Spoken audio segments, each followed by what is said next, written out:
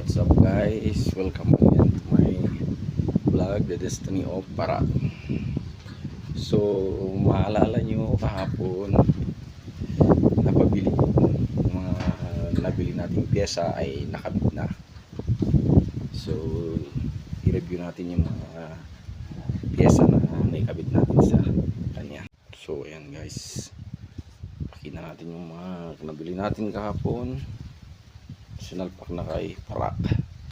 So ayan ang nabili natin kahapon. Nailagay na tong Phyto natin, no? Phyto terawatt fuel injection. So dito napansin ko guys, nabitin yung isang bolt dito. Nabitin. Kaya isa lang nakalagay. Oh, kaya linagyan ko na ng ano dito, strap, para just in case hindi siya magalaw. Yan.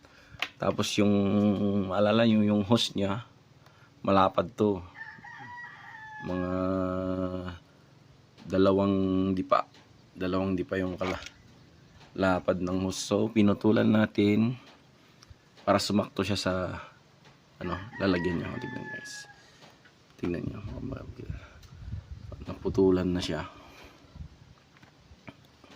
So yan yung isang nakabit. Tapos yung ano nya, ito, napabili rin tayo ng ganito guys, oh. Ito yung air cleaner niya, tapos itong breather. Tapos yan nga pala yung ano nabili natin na 38mm na throttle body. Tapos nakalagay na din yan yung 10 holes na injector ba yun? Injector 10 holes na 200cc. So yan. So yan, nakapagpalit na rin tayo ng kadena. Yan. So yan yun. Yan palang mga napalitan natin. Tapos ngayon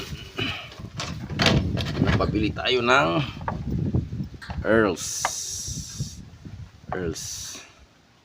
version 1 Chaitlai. Yan. So ito